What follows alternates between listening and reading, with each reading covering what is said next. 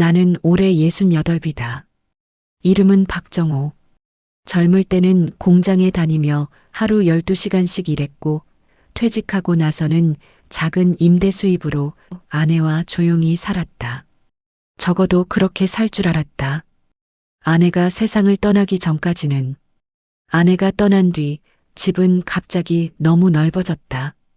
방 3개짜리 아파트에서 혼자 밥을 먹고 혼자 TV를 끄고 혼자 불을 끄는 일이 생각보다 훨씬 버거웠다. 자식들은 모두 출가했다. 아들 하나, 딸 하나. 둘 다 각자 가정이 있고 명절이나 돼야 얼굴을 비추는 정도였다. 아버지, 혼자 계시면 안 돼요. 사람은 늙으면 더 외로워져요. 딸이 그렇게 말했다. 아들도 비슷한 말을 했다. 그래서 나는 다시 사람을 만나보기로 했다. 솔직히 처음엔 내키지 않았다. 이 나이에 무슨 연애냐, 재혼이냐 싶었다. 그런데 막상 혼자 지내보니 외로움은 생각보다 무서운 병이었다. 동네 문화센터에서 만난 사람이 김미숙이었다. 나보다 2살 어렸다. 남편을 10년 전에 먼저 떠나보냈다고 했다. 그녀에게도 아들 하나, 딸 하나가 있었다. 서로의 사정이 비슷했다. 그래서였을까, 대화는 빨리 가까워졌다. 우리 남은 인생 서로 의지하면서 살면 좋지 않겠어요? 그 말에 나는 고개를 끄덕였다. 그게 그렇게 큰 파장을 불러올 줄은 그땐 정말 몰랐다. 재호는 조용히 했다. 양쪽 자식들 모두 불러 밥 한 끼 먹고 서로 예의 지키며 지내자는 말로 정리했다. 표면적으로는 다들 웃었다. 하지만 웃음 뒤에 무엇이 숨겨져 있는지는 그땐 몰랐다. 처음 몇 달은 괜찮았다. 미숙은 살림을 깔끔하게 했고 나는 집안 고장난 것들을 고쳐주며 지냈다. 각자 자식들도 가끔 왔다. 문제는 집 이야기에서부터 시작됐다. 아버지, 이 집은 원래 엄마랑 살던 집이잖아요. 어느 날 아들이 조심스럽게 말했다. 나중에 상속은 어떻게 하실 생각이에요? 그 질문이 그렇게 빨리 나올 줄은 몰랐다. 나는 그냥 웃으며 넘겼다. 아직 그런 이야기할 나이는 아니지 않냐? 그런데 비슷한 말이 미숙 쪽에서도 흘러나왔다. 당신도 애들이 있으니까 혹시 나중에 집 문제로 말 나오면 곤란하잖아요. 그녀는 조심스러운 척 말했지만 그 눈빛엔 이미 계산이 담겨 있었다. 사실 우리 집은 시세가 꽤 된다. 아내와 함께 평생 모아 산 집이었고 대출도 다 갚았다. 미숙이 들어오면서도 나는 집 명의를 바꾸지 않았다. 그냥 내 집이었다. 그게 화근이었다. 어느 날 미숙의 아들이 술에 취해 말했다. 아저씨, 우리 엄마랑 같이 사시면 우리도 가족 아닙니까? 가족이면 나중에 뭐 좀 나눌 수도 있는 거고요. 그 말에 나는 얼굴이 굳었다. 그건 아직 그런 얘기할 때가 아니지. 에이, 미리 말해두는 게 좋잖아요. 괜히 나중에 싸우기 싫어서요. 그날 이후 집안 공기가 묘하게 변했다. 우리 쪽 아들은 미숙을 부를 때 어머니 대신 아주머니라고 불렀고 미숙 쪽 딸은 우리 집에 오면 냉장고부터 열어보며 여기 뭐 있어요? 하고 말했다. 작은 말들이 쌓여 보이지 않는 벽이 생겼다. 결정적인 건 내가 병원에 잠깐 입원했을 때였다. 큰 병은 아니었다. 허리 수술로 일주일 정도 누워 있어야 했다. 그런데 그 사이 집에서 이상한 일이 벌어졌다. 퇴원하고 돌아왔을 때 거실 가구 배치가 바뀌어 있었다. 이게 뭐야? 아, 허리 아프시니까 동선 편하게 바꿔놨어요. 미숙이 말했다. 그런데 서랍을 열어보니 중요한 서류들이 없어져 있었다. 등기권리증, 예금 통장 사본, 보험 서류. 미숙 씨, 여기 있던 서류들 어디 갔어? 그녀는 잠깐 머뭇거리더니 말했다. 아, 정리하다가 따로 모아놨어요. 안전한데. 나는 그때 처음으로 등골이 서늘해졌다. 며칠 뒤 아들이 찾아왔다. 얼굴이 굳어 있었다. 아버지, 이거 무슨 뜻이에요? 그가 내민 건 집을 공동 명의로 바꾸자는 내용의 서류 초안이었다. 미숙의 도장이 찍혀 있었다. 이게 어디서 났어? 미숙 아주머니 아들이 저한테 보내왔어요. 미리 정리해 두자고요. 그날 밤 집안은 폭풍 전야 같았다. 나는 미숙에게 서류를 내밀었다. 이게 뭐야? 그녀는 한숨을 쉬며 말했다. 당신 우리 같이 살잖아요. 내가 아무 권리도 없으면 우리 애들이 불안해해. 그래서 내 동의도 없이 이런 걸 만들었어?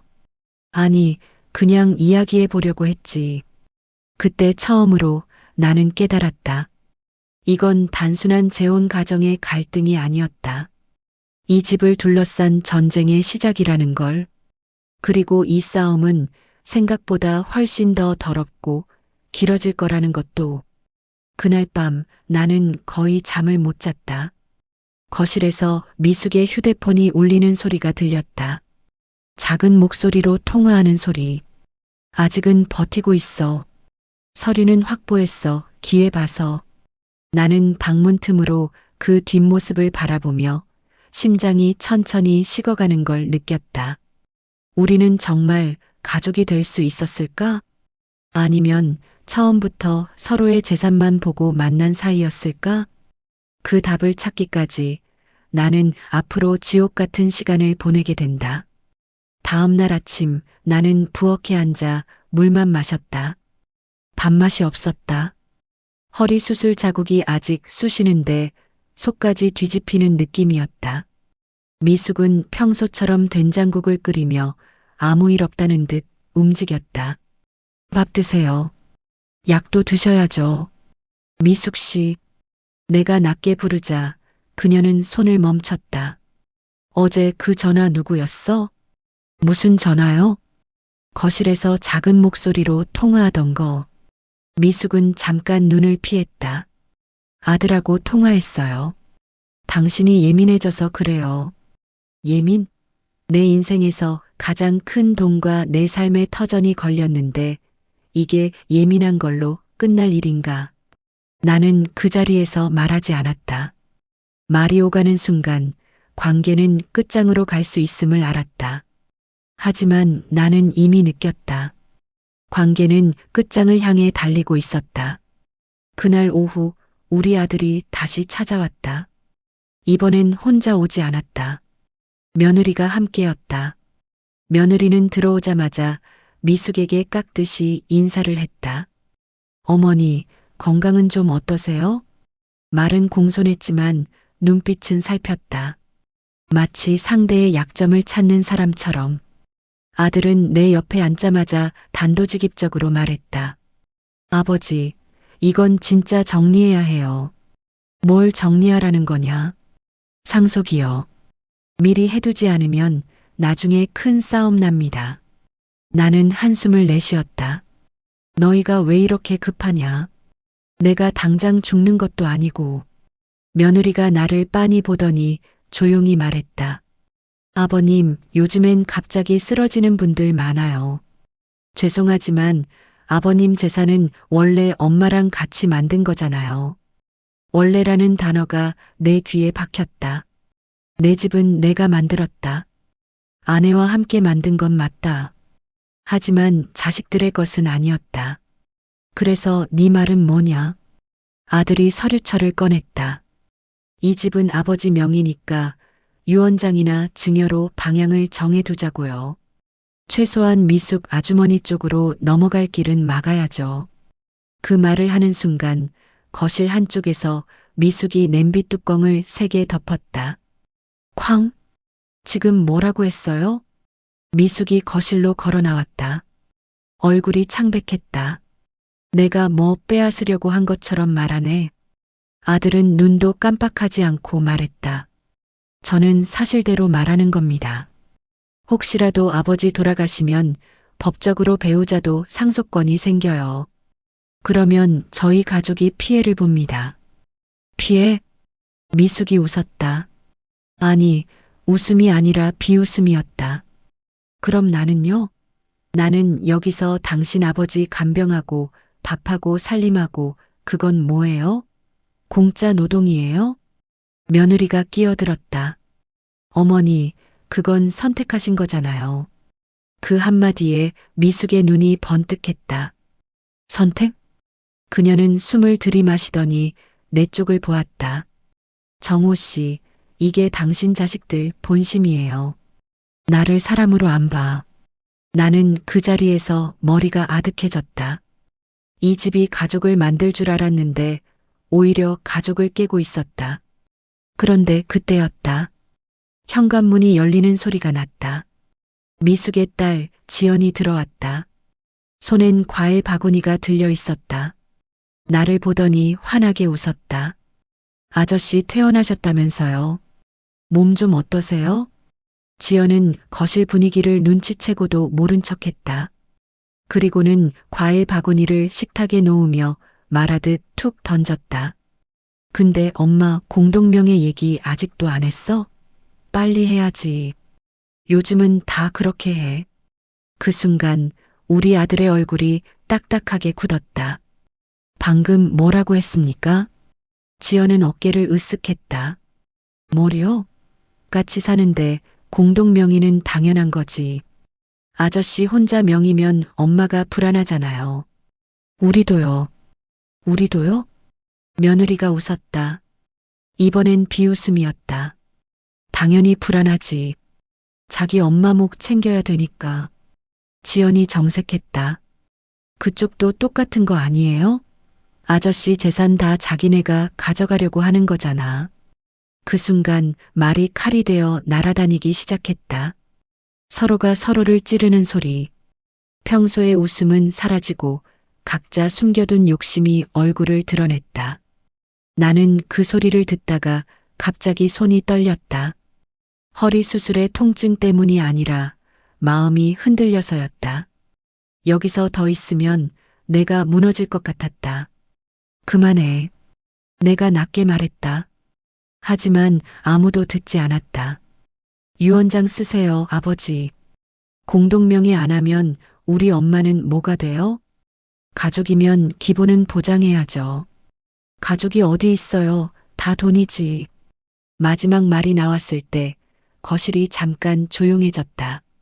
그 말은 너무 솔직해서 모두가 순간 멈췄다. 나는 자리에서 일어나려다 허리가 찌릿했고 그대로 소파에 다시 앉았다. 눈앞이 하얘졌다. 숨이 가빠졌다. 내가 이 나이에 이런 싸움 한가운데서 쓰러지게 되는 건가 싶었다.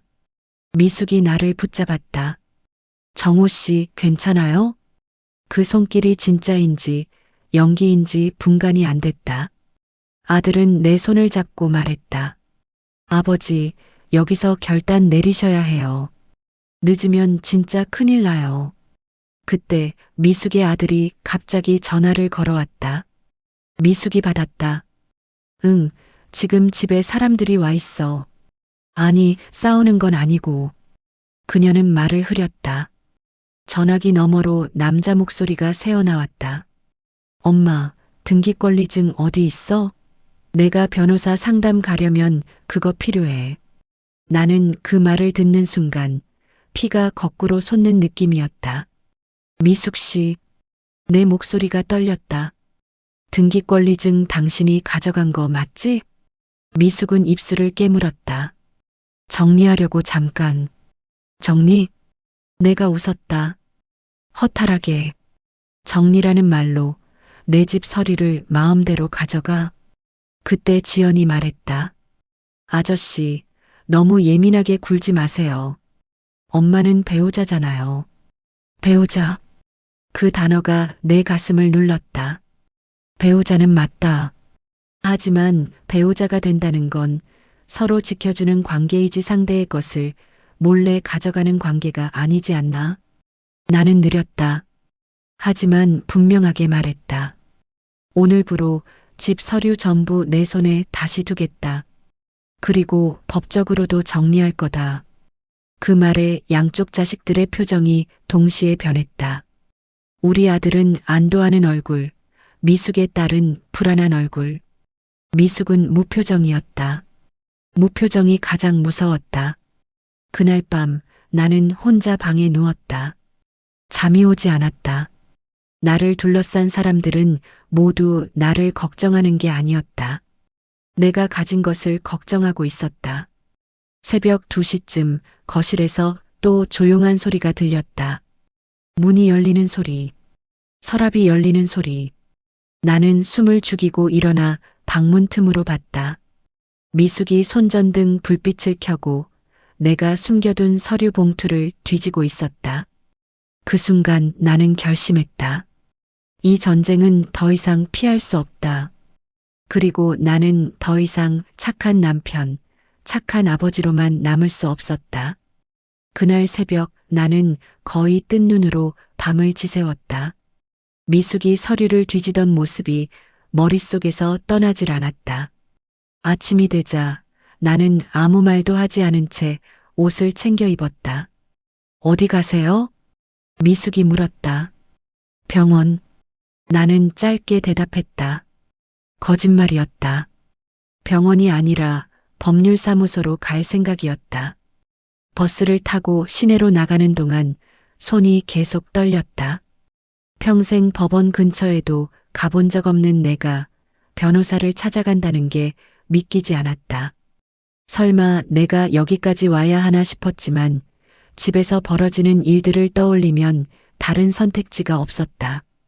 간판이 여러 개 붙어 있는 건물 앞에서 한참을 서성이다가 가장 눈에 띄지 않는 사무실 문을 열었다.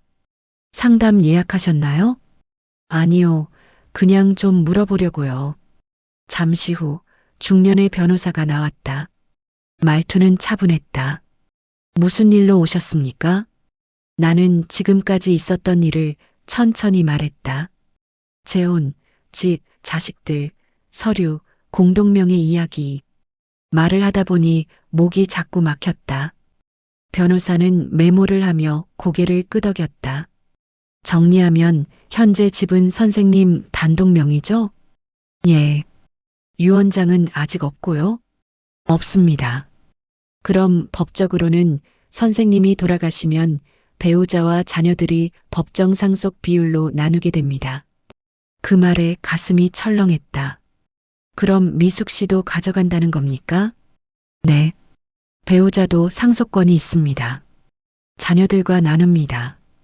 나는 한동안 말이 안 나왔다. 변호사는 말을 이었다. 하지만 지금 살아계실 때 정리할 방법은 있습니다. 유언장, 증여, 신탁 등 여러 가지가 있죠. 다만 가족 간 분쟁이 예상되니 신중하게 하셔야 합니다. 공동명의는요? 그는 고개를 저었다. 공동명의는 나중에 더 복잡해집니다. 한번 해주면 되돌리기 어렵습니다. 나는 깊게 숨을 들이마셨다. 그럼 제가 제 자식들한테만 넘기고 싶다면 유언장으로 가능은 합니다. 다만 배우자의 유류분 문제는 고려해야 합니다. 유류분. 처음 듣는 단어였다. 설명을 듣고 나니 머리가 더 복잡해졌다.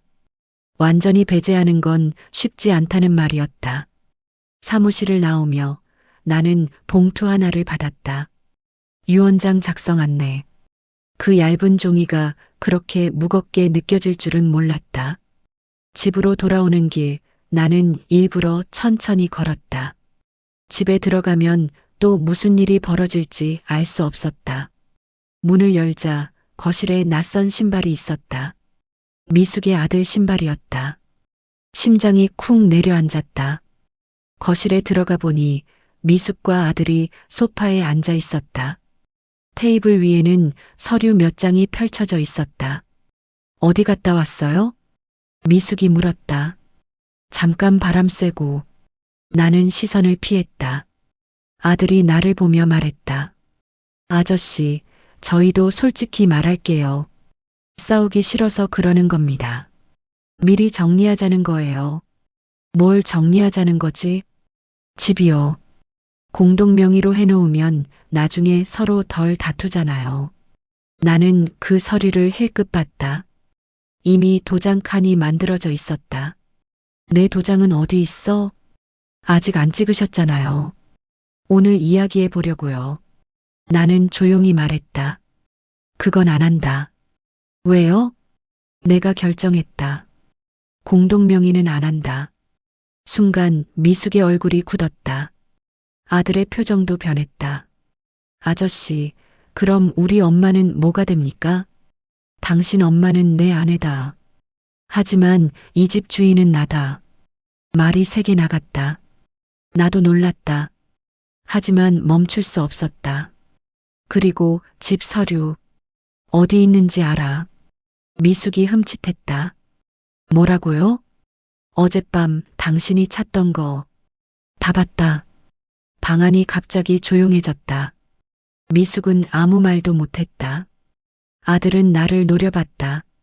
그럼 아저씨는 우리 엄마 못 믿겠다는 거네요. 믿음은 훔치지 않을 때 생기는 거다. 그 말에 아들은 벌떡 일어났다. 좋네요. 그럼 우리도 솔직히 갑시다. 우리도 가만 안 있습니다. 뭘 하겠다는 거지? 법적으로 할 수 있는 거 다 해볼 겁니다. 배우자 권리 다 따질 겁니다. 그 말은 협박처럼 들렸다. 아니, 협박이었다. 그날 저녁 미숙은 말수가 줄었다. 밥을 차려놓고도 거의 먹지 않았다. 나는 그 침묵이 더 무서웠다. 밤이 되자 내 휴대폰으로 아들한테서 문자가 왔다. 아버지, 오늘 변호사 다녀오셨어요? 나는 잠깐 고민하다가 답했다. 그래. 곧바로 전화가 왔다. 잘하셨어요. 이제 아버지도 마음 단단히 먹으셔야 합니다. 저희도 준비할게요. 준비. 그 말은 싸울 준비라는 뜻이었다. 그리고 정말로 다음 날 아침 내 통장에 있던 생활비 일부가 빠져나간 걸 확인했다. 출금자는 미숙이었다. 나는 그 화면을 보며 한동안 멍하니 서 있었다. 이제 이 싸움은 말로 하는 싸움이 아니라는 걸 분명히 알게 됐다. 아침 햇빛이 커튼 사이로 들어오는데 나는 휴대폰 화면만 바라보고 있었다. 출금 내역 300만 원. 출금자 김미숙. 손끝이 차가워졌다. 그 돈은 병원비랑 생활비로 따로 빼둔 통장이었다. 미숙에게 카드를 맡긴 적은 있지만 이렇게 아무 말 없이 큰 돈을 빼갈 줄은 몰랐다. 부엌에서 그릇 부딪히는 소리가 났다. 나는 천천히 걸어 나갔다. 미숙 씨, 왜요? 통장에서 돈 뺀 거 당신이야? 그녀는 잠깐 멈췄다가 아무렇지도 않은 듯 말했다. 응, 집에 쓸 일이 있어서 300만 원이나? 요즘 돈 들어갈 때가 얼마나 많은데. 나는 목이 타들어갔다. 그럼 나한테 말은 해야지. 부부 사이에 그거 하나하나 허락 맡아야 해요? 그 말투는 이미 방어였다. 그 돈 병원비로 남겨둔 거야. 당신 병원비는 보험으로도 나오잖아요. 그리고 나도 생활비 필요해. 나는 더 말하지 않았다. 대신 통장 거래 내역을 다시 보여줬다. 이거 어디에 썼어? 미숙은 시선을 피했다. 아들한테 좀 줬어. 뭐라고? 변호사 상담비랑 이것저것 준비하는데 필요하다길래. 그 순간 내 머릿속에서 무언가 뚝 하고 끊어졌다. 준비. 정호 씨, 솔직히 말해서 나도 대비는 해야지. 당신 자식들 보니까 가만히 있으면 내가 빈손으로 쫓겨날 것 같아. 나는 식탁 의자를 잡고 한참을 서 있었다. 그래서 내 돈으로 당신 쪽 변호사 비용을 댔다? 우리 부부 돈이지. 왜 자꾸 내 돈이라고 해? 그 말이 칼처럼 꽂혔다. 아니, 이건 내 돈이야. 내가 벌어서 내가 모은 돈이야. 미숙의 얼굴이 굳었다. 그럼 나는 뭐야? 여기 와서 밥하고 빨래하고 간병한 건 다 공짜야? 그 얘기를 왜 지금 해? 지금 안 하면 언제 해? 당신 자식들은 나를 도둑 취급하고 당신은 나를 못 믿겠다고 하고 그때 현관문이 열렸다. 미숙의 아들이 들어왔다. 분위기를 보더니 바로 알았다는 듯 말했다. 엄마 말씀드렸잖아요. 이렇게 감정적으로 나오면 안 된다고. 그리고는 나를 보며 말했다. 아저씨, 돈 문제로 싸우는 거 보기 안 좋네요. 그 돈 나중에 다 정산하면 됩니다. 정산? 나는 비웃었다. 내가 쓴 변호사 비용을 왜 내가 정산해줘야 하지? 어차피 부부 공동 재산 될 수도 있는 거잖아요. 그 말에 나는 확실히 깨달았다. 이 사람들은 이미 내 돈을 자기 돈으로 계산하고 있었다. 지금 당장 그 돈 돌려놔. 아들은 고개를 저었다. 이미 썼습니다. 그럼 고소하겠다. 그 말은 나도 놀랄 만큼 차갑게 나왔다. 미숙이 소리를 질렀다. 뭐라고요? 고소? 나를? 내 통장에서 내 동의 없이 돈 빼갔어. 그게 뭐지? 거실 공기가 얼어붙었다. 미숙의 아들은 낮게 말했다. 아저씨, 그렇게까지 가실 필요는 없잖아요. 그렇게까지 온 건 당신들이야. 그날 오후 우리 아들이 찾아왔다. 이번엔 혼자였다. 아버지, 통장 일 들었습니다. 너한테 누가 말했냐? 미숙 아주머니 딸한테 들었어요. 지금 완전 난리라던데요. 아들은 내 손을 꼭 잡았다. 아버지, 더 늦기 전에 조치하셔야 합니다.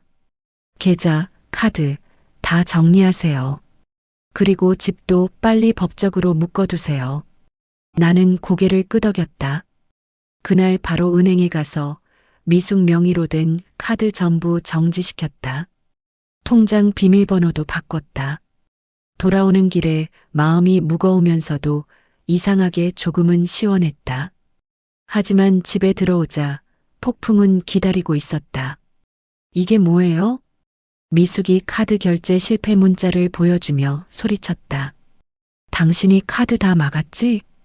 그래. 나를 거지로 만들겠다는 거야? 내 돈으로 내 변호사 비용 되는 건 더는 못 참아. 그때 미숙이 말했다. 아주 조용히 하지만 분명하게.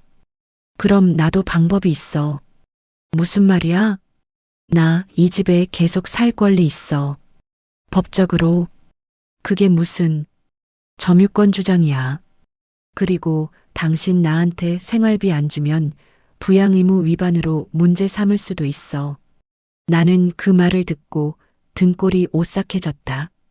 누가 뒤에서 써준 말인지 너무 법적인 표현이었다. 그날 밤 나는 우리 아들과 통화했다. 아버지, 상대 쪽도 본격적으로 움직이네요. 그래, 나도 이제 물러서지 않을 거다. 그리고 바로 다음 날 더 큰 일이 터졌다. 집 앞으로 내용 증명 한 통이 날아왔다. 발신인은 미숙의 변호사였다. 봉투를 뜯는 손이 떨렸다. 첫 줄에 이렇게 적혀 있었다. 의뢰인 김미숙은 본 주택에 대한 혼인 중 형성된 공동생활 기여를 근거로 재산분할 및 거주권을 요구합니다. 나는 그 문장을 몇 번이나 다시 읽었다. 이제 이 싸움은 진짜 법정으로 가게 된다는 걸 부인할 수 없었다. 그리고 그 싸움의 끝에서 우리가 부부로 남을 수 있을지 아니면 완전한 적이 될지는 아무도 알 수 없었다. 내용 증명을 받은 날 집안 공기는 완전히 달라졌다. 예전엔 싸움이 나도 밤 냄새는 났고 TV 소리는 흘러나왔다. 그런데 그날 이후로는 이 집이 마치 대기실처럼 조용해졌다. 누가 먼저 말을 꺼내면 그 말이 곧바로 칼이 될 것 같은 그런 공기였다. 나는 다시 변호사 사무실을 찾았다. 지난번보다 발걸음이 더 무거웠다. 상대방 쪽에서 내용 증명이 왔습니다. 변호사는 종이를 훑어보더니 고개를 끄덕였다. 예상했던 흐름이네요. 거주권, 기여도, 재산분할. 전형적인 패턴입니다. 이길 수 있습니까? 이긴다, 진다. 이런 표현보다는 얼마나 지킬 수 있느냐의 문제입니다. 그 말이 현실적으로 들렸다. 상대가 주장하는 기여도는 혼인기간, 생활비 분담, 가사노동 등을 근거로 합니다. 다만 집이 혼인 전 취득한 재산이면 전부를 나눌 필요는 없습니다. 그럼 전부 뺏기는 건 아니죠? 그렇진 않습니다. 하지만 일부는 내줘야 할 가능성이 큽니다. 나는 고개를 숙였다. 일부라도 내 평생의 결과물이었다. 그리고 통장거는요? 그건 유리합니다. 동의 없는 인출, 사용처도 문제됩니다. 다만 부부 사이 돈 문제는 형사로 가기보단 민사에서 다투게 될 가능성이 큽니다. 사무실을 나서며 나는 하나 더 부탁했다. 조정으로 끝낼 수는 없을까요? 변호사는 잠깐 생각하더니 말했다. 상대 태도를 보면 쉽지 않아 보입니다. 그래도 한 번은 시도해 볼 수 있죠. 며칠 뒤 조정 날짜가 잡혔다. 법원 건물에 들어서는데 다리가 풀리는 느낌이었다. 미숙은 아들과 함께 왔고 옆에는 젊은 변호사가 붙어 있었다. 우리 쪽엔 내 변호사와 아들이 함께했다. 조정실에 들어가자 중간에 앉은 조정위원이 말했다.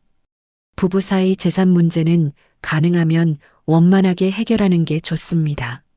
서로 조금씩 양보해서. 그 말이 끝나기도 전에 미숙 쪽 변호사가 입을 열었다. 의뢰인은 혼인 기간 동안 해당 주택 유지와 피신청인의 간병, 가사 전반을 담당했습니다. 이에 상응하는 재산 분할 및 거주 보장을 요구합니다. 우리 변호사가 바로 받았다. 해당 주택은 혼인 전 이미 취득한 재산입니다. 기여도를 인정하더라도 제한적이어야 합니다. 말이 오가는데 나는 그저 사람들 얼굴만 보고 있었다. 미숙은 내 눈을 보지 않았다. 아들은 나를 힐끗힐끗 보며 무슨 생각인지 읽히지 않는 얼굴이었다. 조정위원이 나를 보며 물었다. 선생님은 어떤 생각이십니까? 나는 입을 열기까지 몇 초가 걸렸다. 나는 싸우고 싶지 않습니다. 하지만 다 빼앗길 수도 있다는 건 받아들일 수 없습니다. 미숙이 처음으로 내 쪽을 봤다. 그럼 나는요? 나는 여기서 뭐해요? 몇 년을 같이 살았는데 아무것도 없이 나가라는 거예요? 그 말에 조정실 공기가 다시 날카로워졌다. 조정위원이 한숨을 쉬었다. 그러면 일원안은 어떻습니까? 일정 금액을 지급하고 거주권은 정리하는 방향으로. 미숙 쪽 변호사가 고개를 저었다. 의뢰인은 계속 거주를 원합니다.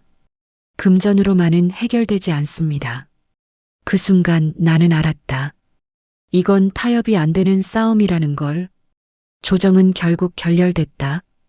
밖으로 나오는 길 미숙의 아들이 나를 불러 세웠다. 아저씨, 솔직히 말씀드리죠. 이렇게 가면 아저씨만 손해예요. 협박이냐? 현실입니다. 우리 쪽에도 준비한 게 있습니다. 그 말이 마음에 걸렸다. 너무 자신만만한 태도였다. 며칠 뒤 그 준비한 것이 뭔지 알게 됐다. 우편함에 또 다른 등기가 들어 있었다. 이번엔 법원이 아니라 금융기관에서 온 통지였다. 담보 설정 관련 안내. 나는 심장이 멎는 줄 알았다. 확인해 보니 예전에 미숙이 연대보증인으로 들어간 대출이 문제였다. 그 대출의 담보로 이 집 주소가 서류에 언급돼 있었다. 이게 무슨 소리야? 나는 변호사에게 전화를 걸었다. 상대 쪽에서 예전 채무 관계를 끌고 나온 것 같습니다. 실제 담보 설정이 완전히 유효한지는 따져봐야 합니다. 하지만 분명히 압박 카드로 쓰려는 겁니다. 그날 저녁 미숙이 처음으로 나에게 말했다. 정호 씨, 아직도 돌이킬 수 있어. 싸우지 말고 적당히 나누고 끝내자. 그 적당히가 뭐지? 이 집에서 내가 계속 살 수 있게 해줘. 당신은 다른 데 가서 살아. 그 말을 듣는 순간 나는 숨이 막혔다. 이 집은 내가 아내와 함께 평생을 보낸 집이었다. 그리고 지금 누군가 나에게 나가라고 말하고 있었다. 나는 천천히 고개를 저었다. 그건 안 된다. 미숙의 얼굴이 굳었다. 그럼 끝까지 가자는 거네. 그래. 끝까지 가자. 그날 밤 우리 아들이 내 집으로 와서 말했다. 아버지, 상대 쪽에서 이제 카드 다 꺼내는 것 같습니다. 우리도 준비해야 합니다. 뭘 준비해야 하지? 아들은 잠깐 망설이다가 말했다. 아버지, 엄마 살아계실 때 이 집 관련해서 썼던 자금 출처 자료들 아직 가지고 계세요? 나는 그 말에 가슴이 철렁 내려앉았다. 그 자료는 이 집이 누구의 돈으로 만들어졌는지를 증명할 수 있는 것들이었다. 그리고 그게 이 싸움의 결정적 무기가 될 수도 있었다. 아들의 말이 머릿속에서 떠나질 않았다. 자금 출처 자료. 그게 있으면 이 집이 누구의 땀과 누구의 희생으로 만들어졌는지 분명히 할 수 있었다. 문제는 그게 어디에 있는지 나조차도 확신이 없다는 거였다. 아버지, 예전에 어머니 살아계실 때 통장 사본이랑 분양 계약서, 대출 상환 내역 같은 거 모아두신 거 기억나요? 기억은 나. 근데 어디에 뒀는지 모르겠다. 우리는 그날 집안 구석구석을 뒤지기 시작했다. 미숙이 없는 시간대를 골랐다. 일부러 싸움을 만들고 싶지 않았다. 하지만 솔직히 말하면 들키고 싶지 않았다는 게 더 컸다. 안방 장롱, 서재 책장, 베란다, 수납함, 먼지 쌓인 서류 봉투들이 하나둘 나왔다. 대부분은 오래된 보험 안내장이나 쓸모없는 고지서였다. 이건 아닌가. 아들이 중얼거리며 봉투를 내려놓을 때마다 내 마음도 같이 내려앉았다. 그러다 베란다 구석에 있는 낡은 여행 가방 하나가 눈에 들어왔다. 이건 뭐야? 내 엄마가 예전에 쓰던 거다. 지퍼를 여는 순간 오래된 종이 냄새가 났다. 그 안에는 비닐 파일에 묶인 서류들이 가지런히 들어 있었다. 분양 계약서, 첫 대출 계약서, 그리고 매달 대출 갚았다는 은행 영수증 묶음. 아들은 숨을 들이마셨다. 아버지, 이거면 충분할 것 같아요. 나는 한 장 한 장을 넘기다가 손이 멈췄다. 영수증 중간에 내가 전혀 기억하지 못하는 이름이 보였다. 김미숙? 이게 왜 여기에 있지? 아들이 그 종이를 들여다봤다. 날짜 보세요.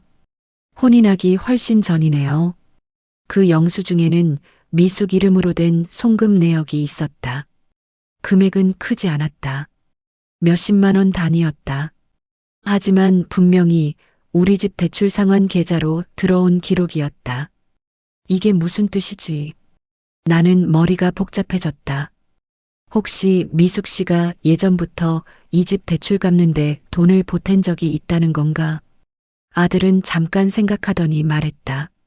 아버지, 혹시 어머니 돌아가시기 전에 미숙 아주머니랑 이미 알고 지내셨던 거 아니에요?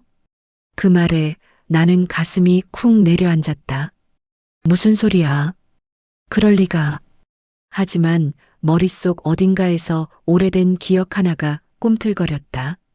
아내가 세상을 떠나기 몇 년 전 동네 모임에서 몇 번 본 여자가 있었다.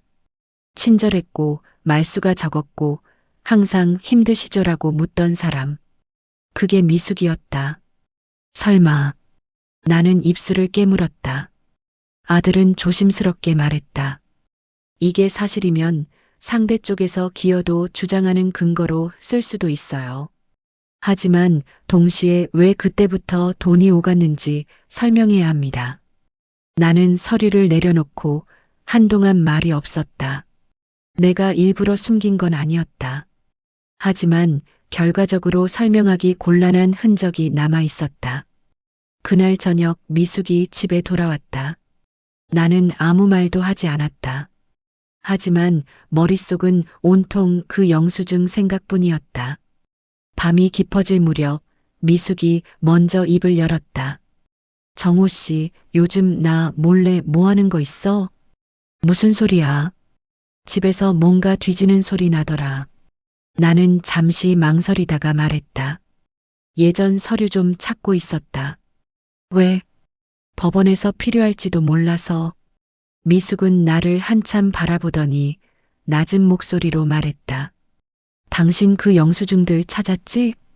그 말에 내 심장이 내려앉았다. 뭘 말하는 거야? 나 이름 적힌 거.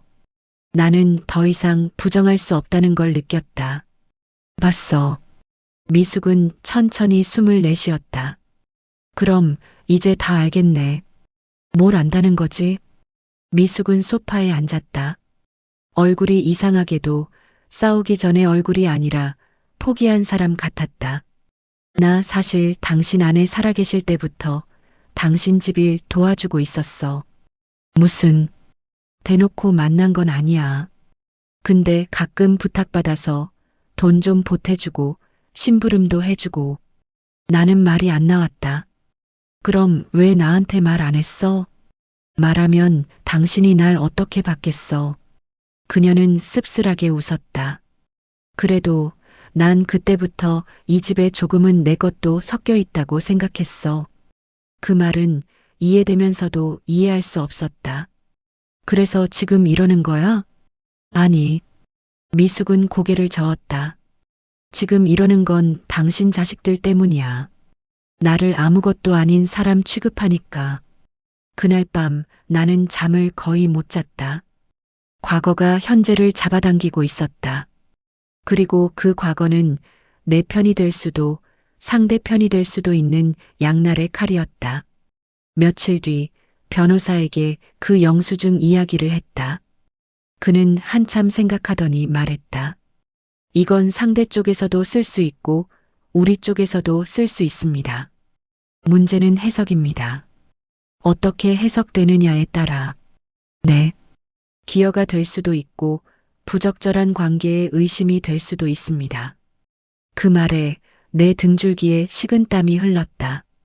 만약 법정에서 그 이야기가 다른 방향으로 흘러간다면. 그리고 바로 그 걱정이 현실이 되기 시작했다.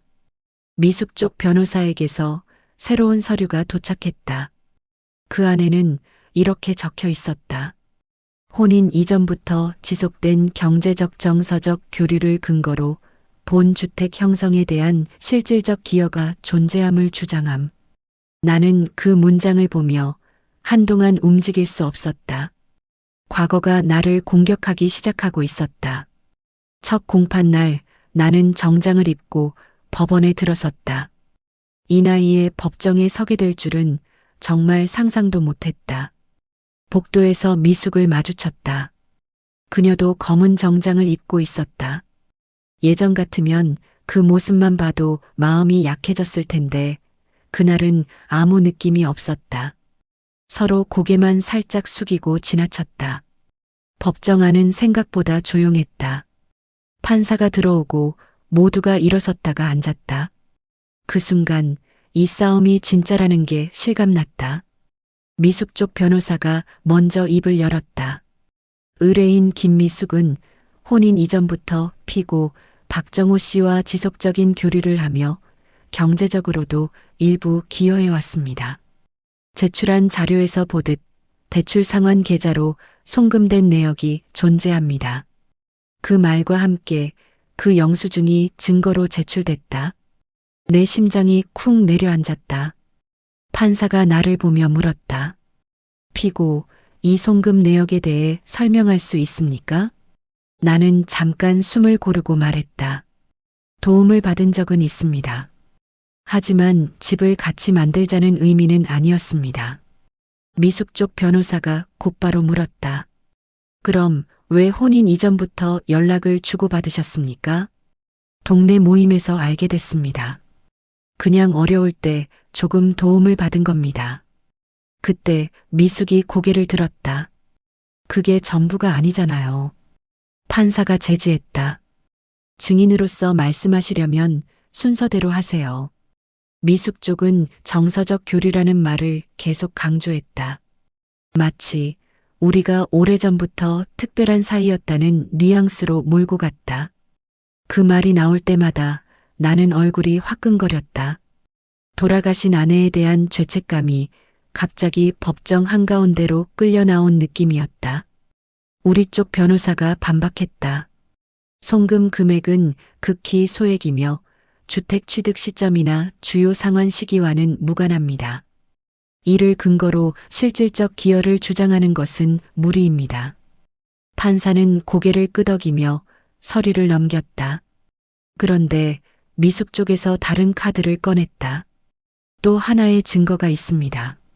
그들은 예전에 내가 미숙에게 보냈던 문자 일부를 제출했다.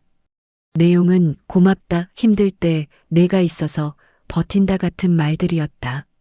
그 문장이 스크린에 띄워졌을 때 나는 숨이 막혔다. 아들은 내 뒤에서 작은 한숨을 쉬는 소리가 들렸다. 이건 법적으로 큰 의미가 없을 수도 있다. 하지만 감정적으로는 충분히 불리한 그림이었다. 판사가 물었다. 피고, 이 문자 내용에 대해 어떻게 설명하시겠습니까? 그때는 아내가 많이 아팠습니다. 누군가 도와주는 사람이 필요했고 그게 미숙 씨였습니다. 부적절한 관계였다고 보십니까? 나는 고개를 저었다. 아닙니다. 그런 관계는 아니었습니다. 그 말은 진심이었다. 하지만 법정에서 진심은 언제나 증거보다 약해 보였다. 휴정 시간, 복도에서 아들이 나를 불렀다. 아버지, 솔직히 말해요. 엄마 살아계실 때 진짜 아무 일도 없었어요? 나는 그 질문에 바로 대답하지 못했다. 아무 일도 없었다. 아들은 나를 한참 보더니 고개를 끄덕였다. 알겠어요. 그럼 그걸 끝까지 지켜야 합니다. 하지만 이미 의심의 씨앗은 뿌려진 뒤였다. 공판이 끝나고 집으로 돌아오는 길 휴대폰이 울렸다. 딸이었다. 아버지, 법원에서 나온 얘기 들었어요. 누가 말했니? 오빠한테 들었어요. 잠깐 침묵이 흐른 뒤 딸이 말했다. 아버지, 엄마한테 미안하지 않으세요? 그 질문은 어떤 판사 질문보다도 아팠다. 미안하다. 그게 내가 할 수 있는 전부였다. 그날 밤 집에 돌아오니 미숙은 아무 말도 하지 않았다. 나도 아무 말도 하지 않았다. 우리는 같은 집에 있으면서 완전히 다른 세계에 있는 사람들 같았다. 며칠 뒤 두 번째 공판을 앞두고 변호사가 나에게 말했다. 상대 쪽에서 기여보다 관계 쪽으로 프레임을 잡는 것 같습니다. 이미지는 불리할 수 있습니다. 대신 우리는 자금 출처와 시점을 더 강하게 밀 겁니다. 이길 수 있습니까? 아직은 반반입니다. 하지만 한 가지 더 카드가 있습니다. 뭡니까? 선생님, 예전에 이 집 대출 갚을 때 누가 가장 많이 냈는지를 보여주는 자료 은행에서 추가로 떼올 수 있습니다. 그 말에 내 마음이 조금 흔들렸다. 과거는 나를 공격하고 있었지만 과거는 동시에 나를 지켜줄 수도 있었다. 그리고 그 자료를 떼러간 은행에서 나는 전혀 예상 못한 이름 하나를 다시 보게 된다. 은행 창구 앞에 앉았을 때 손바닥에 땀이 맺혀 있었다. 과거 대출 상환 내역, 가능한 한 오래된 것까지 뽑아주세요. 직원은 컴퓨터를 두드리며 말했다. 조금 시간이 걸릴 수 있습니다. 그래도 가능한 범위까지 출력해 드릴게요. 기다리는 동안 나는 의자에 앉아 천장을 바라봤다. 이 자료가 내 인생의 마지막 싸움의 방향을 정할지도 모른다는 생각이 들었다. 프린터 소리가 나더니 직원이 두꺼운 서류 뭉치를 건넸다. 여기 있습니다. 계좌번호 기준으로 조회 가능한 전부입니다. 나는 그 자리에서 바로 넘겨보지 못했다. 변호사 사무실로 가서 같이 보자는 생각이 먼저 들었다. 하지만 손이 자꾸만 움직였다. 몇 장 넘기자 익숙한 내 이름이 반복해서 보였다. 그건 예상한 대로였다. 그런데 중간쯤에서 다른 이름이 눈에 들어왔다. 김미숙, 그리고 또 하나. 박영수. 나는 종이를 다시 들여다봤다. 영수? 그건 내 동생 이름이었다. 왜 영수가 여기에? 대출 상환 내역 중 몇 번이나 영수 명의로 된 입금이 찍혀 있었다. 금액도 적지 않았다.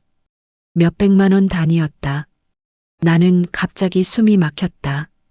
영수는 내가 집을 살 때 이미 사업 실패로 빚을 지고 있던 상태였다. 그래서 내가 도와준 적은 있어도 그가 나를 도와줬다는 건 상상도 못했다. 서류를 들고 변호사 사무실로 갔다. 이게 뭡니까? 변호사가 서류를 훑어보다가 눈썹을 살짝 올렸다. 이건 꽤 중요한 포인트입니다. 왜요? 상대 쪽은 미숙 씨의 기여를 크게 부풀리고 싶어 합니다. 그런데 실제로는 제3자인 동생분의 자금이 상당 부분 들어간 흔적이 보입니다. 그럼 이 집이 부부 공동 형성 재산이라는 주장이 약해지는 겁니까? 네. 최소한 부부 둘만의 노력이라는 프레임은 깨집니다. 나는 고개를 끄덕이면서도 마음 한쪽이 무거웠다. 근데 영수가 왜? 변호사는 조심스럽게 말했다. 이건 가족 내부 사정일 수도 있습니다. 혹시 동생분이 따로 약속을 받은 게 있나요? 약속? 그 단어에 오래된 기억 하나가 떠올랐다. 집을 사기 직전 술에 취한 영수가 나에게 말했다. 형, 나 이번에 한 번만 도와줘. 나중에 내가 꼭 갚을게. 아니 갚는 게 아니라 형 집 살 때 좀 보태줄게. 나는 그 말을 대수롭지 않게 넘겼다. 그냥 술김의 한 말이라고 생각했다. 그런데 실제로 그는 돈을 보냈다. 이걸 법정에 내면 도움이 될까요? 도움이 됩니다. 하지만 상대 쪽에서 차용이 아니라 증여라고 주장할 가능성도 있습니다. 그리고 그럼 동생분을 증인으로 불러야 할 수도 있습니다. 증인. 영수를 법정에 세운다. 그건 또 다른 싸움의 시작일 수도 있었다. 집에 돌아오니 미숙이 거실에 앉아 있었다. 은행 다녀왔지? 나는 고개를 끄덕였다. 뭐 나왔어? 당신 이름 말고도 다른 이름들이 좀 있더라. 다른 이름? 내 동생. 그 말을 하자 미숙의 표정이 잠깐 흔들렸다. 그래서 이 집이 우리 둘만 만든 건 아니라는 거지. 미숙은 잠시 말이 없었다. 그리고 조용히 말했다. 그럼 더 복잡해지겠네. 그래. 당신이 생각하는 것보다. 그날 밤 나는 영수에게 전화를 걸었다. 영수야, 나야. 형? 무슨 일이야? 예전에 내가 집 대출 갚을 때 내가 보낸 돈들 기억나냐? 잠깐 침묵이 흐른 뒤 영수가 말했다. 기억나지. 왜 그랬어? 형, 그때 형이나 도와준 거 나도 그냥 넘어가기가 싫었어. 그리고 솔직히 말하면 나도 그 집에 조금은 마음의 빚이 있었어. 마음의 빚? 형이 나한테 언제든 힘들면 말해라고 했잖아. 그때 그 말이 컸어. 나는 더 묻지 않았다. 혹시 법정에 나와서 그 얘기 해줄 수 있겠냐? 전화기 너머에서 영수가 길게 숨을 내쉬었다. 형, 그게 형을 도울 수 있는 거라면 할게. 전화를 끊고 나니 마음이 무거우면서도 이상하게 따뜻했다. 적어도 내 편에 서줄 사람 하나는 확실했다. 며칠 뒤 변호사에게 영수 이야기를 했다. 그럼 증인 신청 준비하겠습니다. 그는 고개를 끄덕였다. 이제 판이 조금 바뀔 수도 있겠네요. 하지만 싸움은 언제나 한쪽만 준비한다고 끝나지 않는다. 그날 저녁 미숙 쪽에서도 새로운 카드를 준비하고 있다는 소식이 들려왔다. 우리 아들이 말했다. 아버지 미숙 아주머니 쪽에서 지연을 증인으로 세운다는 얘기가 있습니다. 지연, 미숙의 딸. 그 아이는 처음부터 우리 집 문제에 가장 적극적이었던 사람이다. 무슨 증언을 하겠다는 거지? 아들은 잠깐 망설이다가 말했다. 아버지랑 미숙 아주머니 예전부터 관계가 있었다는 쪽으로 갈 것 같아요. 나는 그 말을 듣고 한동안 말을 잃었다. 이제 싸움은 돈만의 문제가 아니었다. 명예와 과거까지 걸린 싸움이 되고 있었다. 두 번째 공판날, 법정 공기는 첫날보다 더 무거웠다. 이번에는 증인 신문이 예정돼 있었다. 나는 방청석이 아니라 피고석에 앉아 있으면서도 마치 피고가 아니라 신문 받는 사람처럼 숨이 막혔다. 먼저 나온 사람은 미숙의 딸 지연이었다. 깔끔한 정장을 입고 머리를 단정히 묶은 모습이었다. 평소 집에서 보던 모습보다 훨씬 차가워 보였다. 증인은 사실대로만 말하면 됩니다. 판사의 말에 지연은 고개를 끄덕였다. 미숙 쪽 변호사가 질문을 시작했다. 증인은 피고 박정호 씨와 어머니 김미숙 씨가 언제부터 알고 지냈는지 알고 있습니까? 네. 어머니가 결혼하시기 전부터 몇 년 전부터 알고 지내신 걸로 알고 있습니다. 그 관계는 단순한 이유 수준이었습니까? 지연은 잠깐 나를 바라봤다. 그리고 고개를 저었다. 아니요. 단순한 이웃은 아니었던 것 같습니다. 그 말에 법정안이 조금 술렁였다. 구체적으로 말씀해 주시죠. 어머니가 자주 피고 집에 가서 도와줬고 피고도 어머니에게 자주 연락을 했습니다. 그리고 어머니가 힘들 때 피고가 경제적으로 도와준 적도 있고 반대로 어머니가 피고를 도와준 적도 있습니다. 그 말은 절반은 사실이고 절반은 과장이었다. 하지만 법정에서는 과장된 절반이 더 크게 들린다. 그럼 두 분 사이에 감정적인 교류가 있었다고 보십니까? 지연은 잠깐 숨을 고르고 말했다. 네, 저는 그렇게 생각합니다. 그 한마디에 내 가슴이 쿵 내려앉았다. 우리 쪽 변호사가 반대 신문에 나섰다. 증인은 두 분이 부적절한 관계를 맺는 장면을 직접 본 적이 있습니까? 아니요. 그럼 증인의 증언은 전부 추측에 불과한 겁니까? 지연은 잠깐 말문이 막혔다. 추측이라기보다는 어머니에게 들은 이야기와 제가 본 정황을 종합한 겁니다. 정황이라는 게 구체적으로 무엇입니까? 전화 자주 하는 거, 같이 있는 거 그런 것들이요. 그건 이웃이나 지인 사이에서도 충분히 있을 수 있는 일 아닙니까? 그럴 수도 있죠.